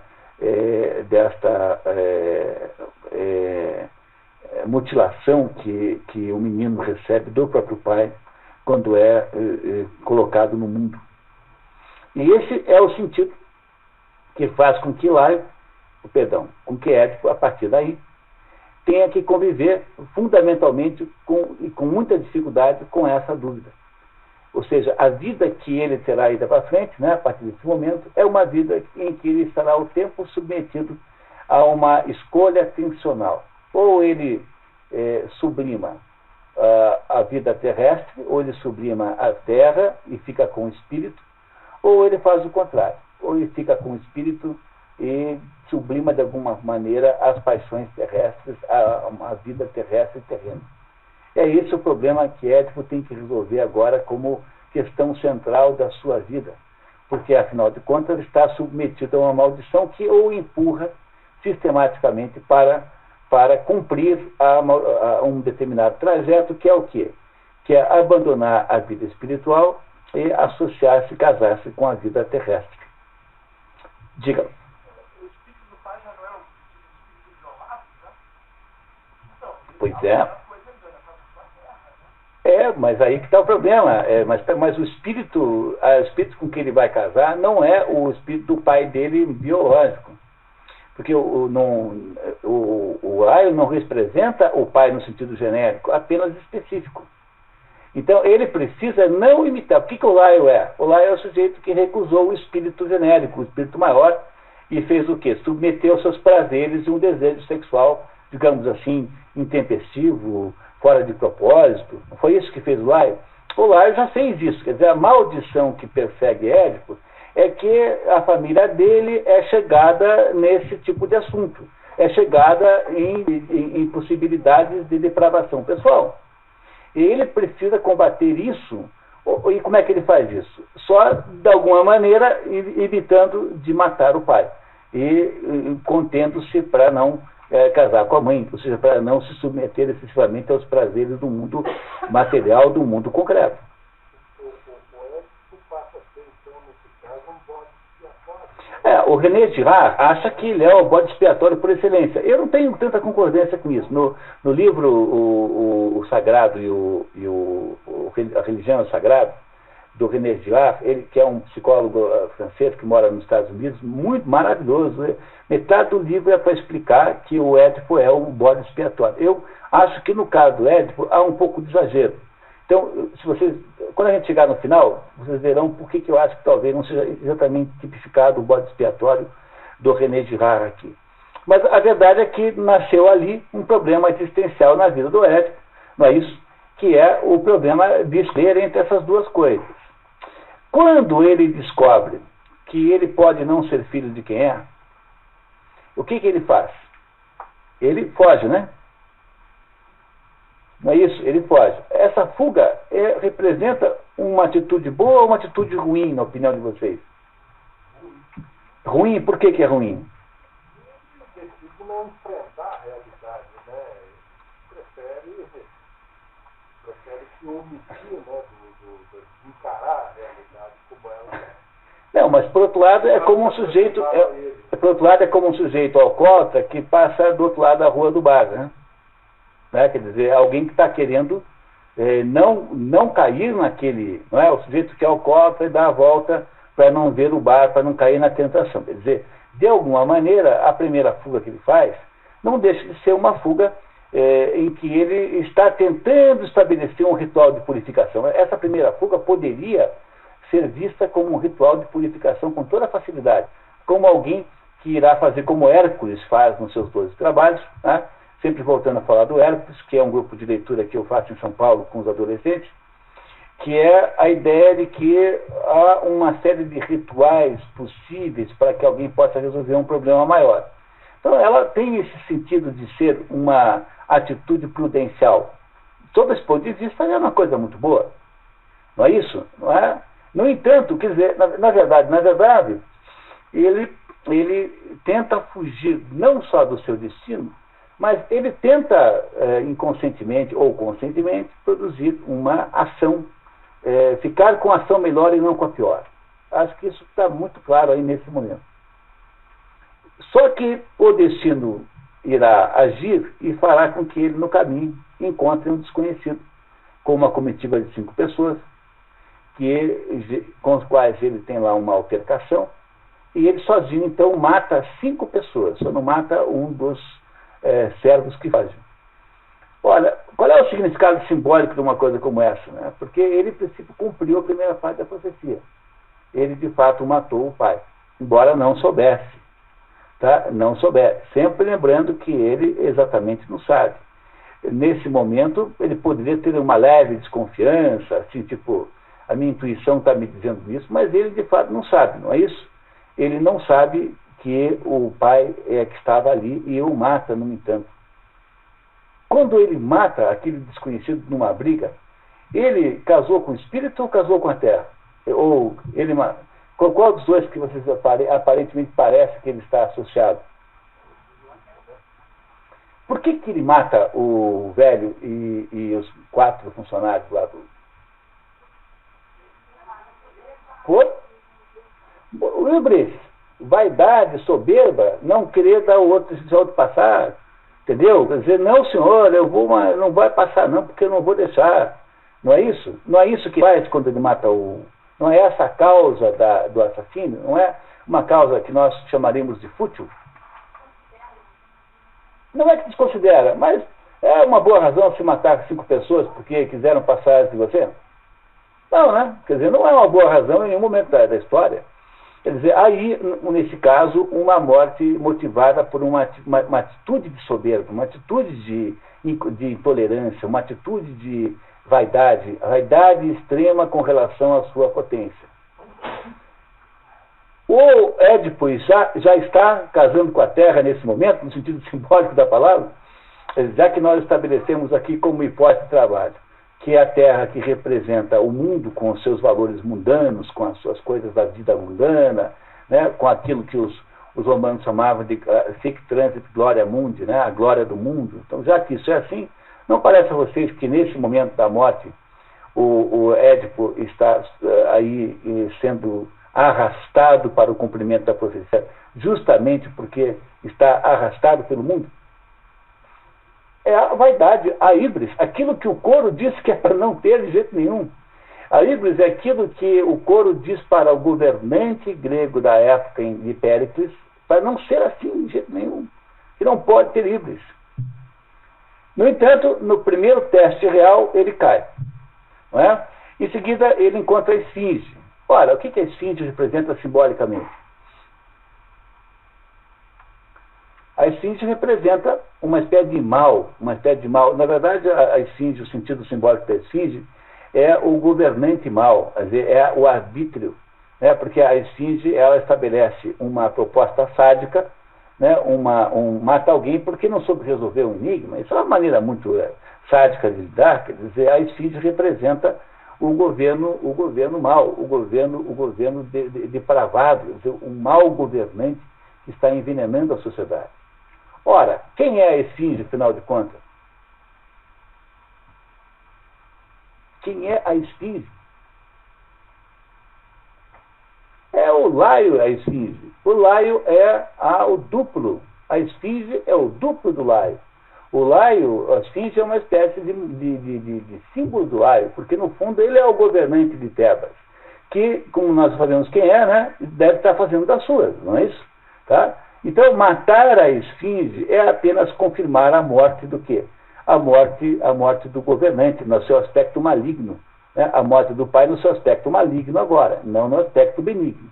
Não que ele estivesse matando a espiritualidade, mas está confirmando a morte do pai. Mas o pai nada mais é do que a versão adulterada do espírito, porque o espírito pode ser bom ou o espírito pode ser mau. Do mesmo modo que a terra pode ser boa e a terra pode ser mal, porque tanto a terra quanto o espírito têm a potência das duas possibilidades, ela não é uma potência única. O que é a esfinge? É o espírito mau, o espírito depravado, o espírito decadente do governante que perdeu a capacidade de fazer o bem. É o Laio, que é o espírito. Matar a esfinge nada mais é do que matar esse componente que já existia antes. Não parece a vocês isso? Portanto, quando Édipo consegue então chegar em Tebas, ele descobre que foi premiado por isso tudo. Ele não sabe que matou, ele não sabe que matou um desconhecido, mas também é muito provável, Gabriel, que ele não tenha contado para ninguém, né? Porque se você chega e fala assim, acabei de matar um fulano com 4 ou 5 palhaços lá que estavam lá tentando defender. Se ele tivesse feito isso, tivesse contado a história, todo mundo não saberia que foi ele que matou? Ele não contou para ninguém que matou Laio. Né? Ele contou para alguém? Não, porque agora, assim, não, naquela época matava-se à toa. Aí você não mata 5 pessoas sozinho e vai deixar de contar isso no título do quê? Né? Porque se fosse um só, você até podia achar irrelevante. Mas você matou 5 pessoas sozinho. E você não comenta com ninguém isso. O fato de que ninguém sabia que ele tinha feito isso, deve ser porque ele não contou. No fundo, ele inconscientemente pode ter imaginado de fato que aquele era o rei. Mas não que fosse o pai dele, mas que aquele fosse uma pessoa importante que ele sucedeu no governo, pode ser que ele tenha feito isso. Quer dizer, o que parece que acontece aí em seguida é que quando ele assume o governo de Tebas, dentro de um contexto absolutamente das glórias desse mundo, quer dizer, como o herói salvador, não é isso que ele é? Ele é o herói salvador, o sujeito inteligente que derrotou a esfinge, o sujeito que tem essa capacidade de salvar o povo, que é quando nós o encontramos no começo da peça. Não parece a vocês que esta ascensão ao trono de Tebas tem um sabor de casamento com a terra mesmo, no sentido simbólico da palavra, das honrarias desse mundo? Parece, né? No entanto, sobrevém a peste. E o que a peste revela? Que o Laio continua no poder. Ou seja, a peste tem o mesmo sentido simbólico da esfinge. Ela é uma demonstração de que o poder continua errado de alguma maneira. que o poder, por ter se desespiritualizado de alguma maneira, continua a estar errado de algum modo. Quer dizer, o poder ainda é algum poder material. E aí, então, começa o processo, não é isso, de procura, de descoberta da personagem central, que é o Édipo, deste fato. Esse fato do qual ele não tem consciência, vai se estabelecendo por quê? Porque quais são os meios pelos quais se vai descobrindo a verdade sobre o que aconteceu ali. Primeiro pelo Tiresias. O que o Tiresias representa? O Tiresias representa a luz espiritual, que mostra a verdade independentemente do que o Laio possa fazer com ele. Lembra que quando começa o Tiresias a falar, fala assim, olha, você pode fazer o que quiser comigo, você não manda em mim, eu não respondo a você, eu respondo aos deuses maiores e não a você. Como o Tiresias não está subordinado às regras do mundo, às regras da Terra, então o Tiresias pode dizer o que bem entende. Então não só o Tiresias ilumina a situação com a verdade, como ele, Édipo, vai passando por um processo de espelho e vai aos pouquinhos reconhecendo a verdadeira face no espelho. Não é isso que está acontecendo com o Édipo? Quando finalmente tudo se esclarece e não há nenhuma chance de haver a negação do fato, Édipo fura os próprios olhos. E aí voltamos ao ponto que o Rubens tinha levantado. Quer dizer, o que é que significa furar os próprios olhos?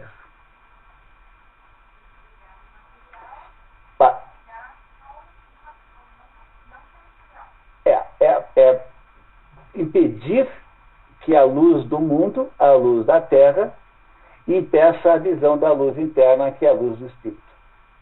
Ou seja, a solução que Édipo dá para o seu próprio caso é destruir a possibilidade da sedução sensorial, ou seja, desligar o mundo externo e ficar exclusivamente com a luz do mundo interno, que é a luz do Espírito, que é a luz que o Tiresias já tem.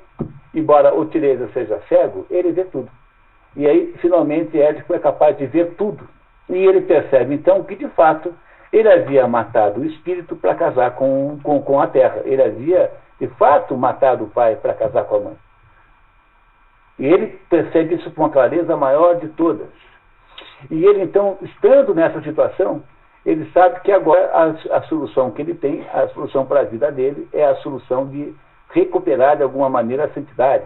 Ele sabe que agora ele precisa procurar o santuário das Eumênides, não para estabelecer um remorso, mas apenas para se arrepender. Ou seja, ele agora consegue a sua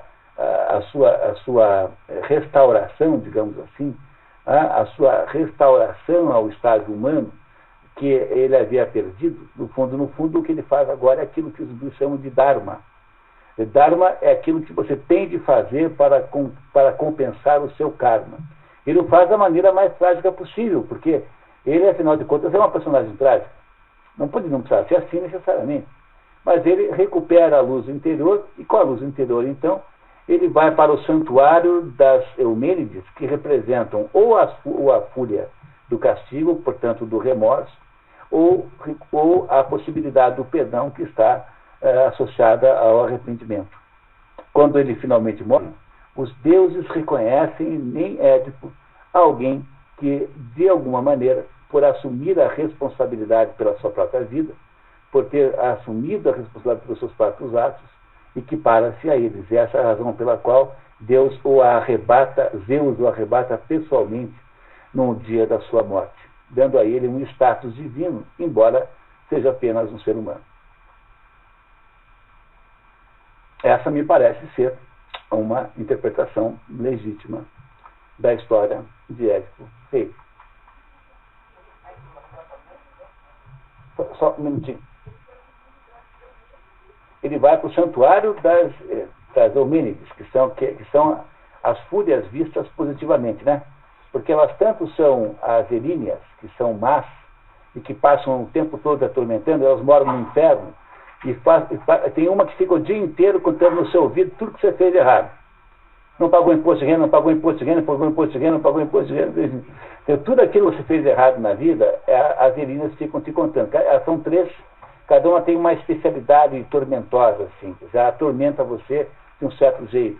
Então, o que as irinas significam simbolicamente? Elas significam o remorso. O remorso vem de remoer. Então, o remorso é um troço que você está o tempo todo moendo de volta. Então, o remorso é uma culpa que nunca vai embora. O remorso é alguma coisa que você passa a vida remoendo, sofrendo a vida inteira. Isso é o remorso, vem de remoer, que é o que fazem as irinas com você. Elas são entidades na sua mente que não deixam você esquecer o que você fez de mal. A alternativa ao remorso, que é o que as outras representam, que são as mesmas criaturas, só que aí, então, positivamente, é quando você se arrepende do que você fez de errado e esquece. Acabou, pronto. Não tem mais que ficar pensando nisso. Se arrependeu, acabou, pronto. É o que faz na confissão cristã. A confissão cristã faz esse milagre. Contou lá, pronto, acabou. Não tem mais problema. Esquece esse negócio para sempre. Pois os gregos também acreditavam nisso, que é a diferença entre o remorso e o arrependimento. O que acontece aí é que Édipo arrepende-se absolutamente de ter casado com a terra e matado o pai. E agora, como ele não tem mais a sedução da terra, ele fala assim: eu queria também que os sons não entrassem nas minhas orelhas e nos meus ouvidos. Quer dizer, ele quer ir para um lugar onde não exista mais o mundo no seu sentido negativo, no seu sentido de glórias. Aí, no fundo, a ideia central aí é que a felicidade humana nunca é garantida. É aquilo que o Fernando Pessoa dizia quando dizia assim, que os deuses vendem quando dão. Tá? É uma poesia do Fernando Pessoa que diz assim: os deuses vendem quando dão. Porque, no fundo, as glórias do mundo são todas elas glórias precárias e são todas, não garantem felicidade nenhuma. Então, o que Édipo descobre no final dessa história toda é que ele, de fato, havia matado o pai, que era o espírito, e havia casado com a mãe, que havia criado uma relação de híbris entre ele e o mundo. E agora ele, humilde, e casando agora com o lado positivo da mãe. Com quem que ele casa no final? Com a Antígona. Mas ele não casa com a Antígona no sentido sexual, mas a Antígona representa o quê? Representa a terra inocente, porque ela é a virgem inocente boa. Depois se comprovará isso na Antígona mesmo. Então, quem é que o leva para a recuperação da espiritualidade? É a terra positiva boa, representada pela Antígona, que é a menina virgem inocente boa. E ela que leva o pai para as Eumênides, e ele então recupera com tanta intensidade o pai, que ele então transforma-se num sujeito que de alguma maneira aparece com os deuses. O ser humano, que é espiritualizado, aproxima-se dos deuses. É por isso que ele, embora seja um pobre mortal, desprezado na sua terra, né, transformado em moeda de troca política, apesar de tudo isso, Édipo é carregado para os céus por Zeus em pessoa, sem que ninguém compreenda o que aconteceu. Basta você ler a descrição ali que o mensageiro faz dos acontecimentos miraculosos que aconteceram no momento final da morte de Édipo. Está fazendo sentido para vocês isso? Marcos, você tinha uma dúvida? Porque quando o ser humano aceita a sua responsabilidade sobre os seus próprios atos, ele se transforma em alguém que se parece com Deus, com os deuses. Entenderam? Quando você aceita a responsabilidade sobre os seus próprios atos, você se parece um pouco com os deuses. Foi isso que aconteceu com Édipo. Na hora que ele cai em si, e ele aceita a responsabilidade pelo que ele havia feito, não é isso? Independentemente se o destino lhe passou a perna ou não, independentemente se ele foi alvo ou não de uma trapaça do destino, ele, aceitando essa responsabilidade, ele adquire uma forma divina. E é por isso que a morte de Édipo só foi presenciada por Perseu, que por sua vez eu acho que o Perseu é semideus. O Édipo não, o Édipo é completamente humano. É o máximo que um ser humano pode fazer. Então, o ser humano que é capaz de submeter-se às regras do céu é o ser humano que se diviniza, né, como por extensão, né, claro. E essa é essencialmente a ideia política que está atrás disso. Porque o que o autor quer é que o político deixe de ter livros. E o sujeito que é governador de não sei das quantas, prefeito aqui e dali, não se ache por causa disso a pessoa governadora do universo. Quer dizer, aquele sujeito que governa a cidade Ele precisa submeter-se a leis maiores do que ele, que são as leis cósmicas. Ele tem que reconhecer-se na sua pequenez para poder ser um governante bom. Esse é o sentido político da obra, por isso que ela foi escrita. Todo o teatro grego é político. Nunca esqueça isso. Todo o teatro grego é político e é absolutamente político. No entanto, a história de Édipo é a história de como uma pessoa pode se divinizar, se ele for capaz de compreender qual é o projeto real, né? Então, para casar com o pai, matar o pai, sim, matar o pai mal, que é o que lá eu representava, que é a esfinge. E ficar com o pai bom, que é o que? O arrependimento. E casar com a mãe, com qual mãe? A mãe inocente, que é a Antígona. Mas recusar a mãe lasciva, que é a Jocasta. Recusar a mãe dos valores humanos, das glórias desse mundo, das ilusões dos poderes, das condecorações, das medalhinhas, das portas abertas, não é isso? Das cartas e telefonemas simpáticos daqueles que estão interessados no seu dinheiro, quer dizer, do mundo da hipocrisia comercial, que faz você parecer maior do que você é. E, na verdade, no fundo, e quando a gente apaga esse mundo externo e se cega, seja literalmente, como é o caso de Édipo, seja historicamente, é que você consegue perceber alguma coisa sobre a sua própria vida. Parece que essa é uma boa interpretação do Édipo Rei. Sugiro que vocês prestem atenção nela, porque não é a única, mas eu acho que ela pode ajudar a entender uma porção de coisas importantes sobretudo, o teatro grego.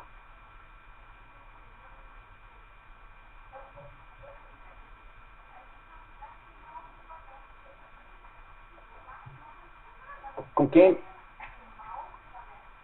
quem não aconteceu nada? Foi assassinado?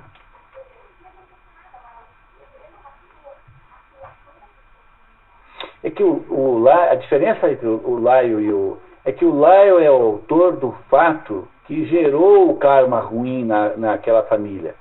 Então, os filhos de Édipo também irão sofrer igual, porque os dois meninos irão se matar, irão morrer jovens, matando-se uns aos outros na batalha por Tebas.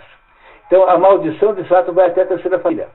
Mas se você tem, no entanto, uma maldição, se você tem um karma, quer dizer, se a gente herda da nossa história pessoal, ou do nosso passado, ou dos nossos antepassados, um karma, mesmo assim, nós podemos fazer alguma coisa. Porque o que Édipo faz? Ele, em princípio, entra no karma. Ele recebe o karma como uma espécie de modo de ser, incorpora aquilo a ele.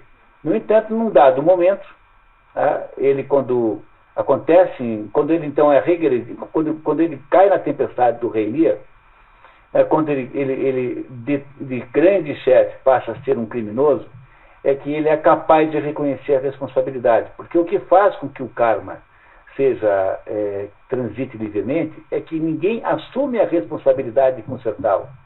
Então, os orientais diziam assim: a obrigação do fulano é enobrecer os seus antepassados. No nosso conceito de nobreza, é um conceito assim: o meu avô era conde de Maricá, então agora eu sou um condinho de Maricá, então olha como eu sou exibido e tal. Não é isso? Quer dizer, a ideia da nobreza, que nós temos de modo geral, é que nós herdamos coisas dos nossos antepassados. Não é? Pois para um oriental, que vê ou que tem o conceito de karma maior que nós, a sua obrigação não é usufruir do mérito dos seus antepassados, mas é consertar os defeitos deles. Então, quando o Édipo é capaz de recuperar a percepção da realidade, quer dizer, qual é a origem do mau karma? Foi a negação da condição humana, que é uma negação em que você casa, em que você não pode, você é filho do espírito casado com a terra de alguma maneira. Quando você nega isso e inverte essas duas coisas, você ontologicamente se descaracterizou como ser humano. O que faz o Édipo é recuperar a condição humana verdadeira, a condição humana da pré-queda, né? Antes do pecado original, se você quiser comparar com o cristianismo.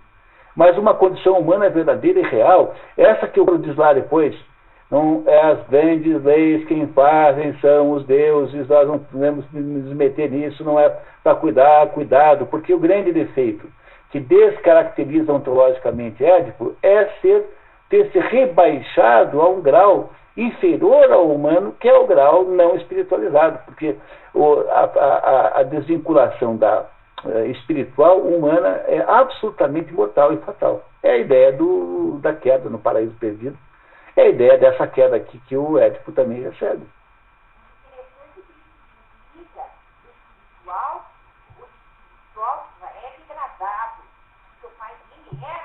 Mas é isso. Então, esse vida do espiritual, automaticamente todo mundo já associa que a parte terrena é degradada. Mas, na verdade, ele se desvinculou do degradado. Não, o espírito é degradado. Então ele continua, por causa do karma, né, e da maldição, né, ele continua vivendo a degradação do espírito. E ele, então, qual é o significado, qual é o duplo, quer dizer, qual é a coroa da cara nisso? É que viver o espiritual degradado é viver um terreno superestimado, tá? Como se fossem cara e coroa um do outro. E ele só percebe isso depois quando ele se dá conta e com a cegueira. Então, ele anula a possibilidade do mundo terrestre o impressionar, porque ele não vê nada, ele não vê mais ouro, não vê mais terra. A única coisa que ele consegue ver são as filhas. A única coisa que ele pede para ver e tocar são as filhas, porque afinal de contas as filhas o amavam de verdade, o que não era caso dos filhos. E ele, então, abandona aquilo tudo, a única coisa que ele reluta deixar é as filhas, e, no entanto, as filhas estão com ele no momento da morte. Só não estou no momento exato porque havia aquela proibição que alguém, além do Teseu, assistisse os acontecimentos da própria morte de Édipo. Mas o que ele faz é recuperar a condição humana. E recupera a condição humana como? Por meio desse processo, né, doloroso e traumático que ele sofreu.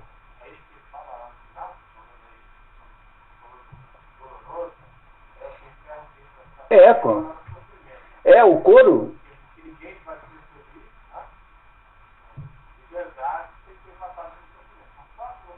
Então, o couro encerra a conversa assim. E você tem toda a razão. O Domar está dizendo que o couro encerra a conversa dizendo que o processo de descoberta humana da sua verdadeira, né, realidade é um processo doloroso. E que não há modo de não ser assim. Compreenderam? O Édipo sofre isso tudo para poder voltar a compreender a sua verdadeira natureza, a sua verdadeira existência.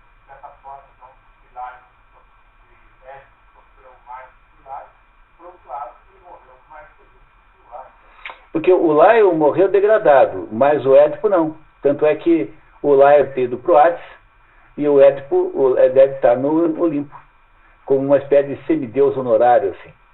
Depois, quando você lê a Antígona, você entende tudo, né? Porque na Antígona, então, a moça Antígona, que era pura, diz para o tio não quer enterrar o irmão, o Polinices, porque o irmão teria atacado a cidade, né?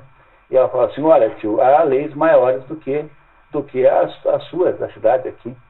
E essas leis maiores o senhor tem que obedecer, porque volta ao mesmo tema. Aí vem o Tiresias e fala para o Creonte, olha, se você não enterrar o cadáver do Polinices, vai acontecer uma desgraça. O Creonte expulsa lá o Tiresias apanha o livro inteiro, né? O tempo todo, né, é atacado. E aí, no final, acontecem as desgraças todas e, finalmente, então, a catarse, né? A ideia da tragédia para Aristóteles é a ideia da catarse. Catarse é limpeza.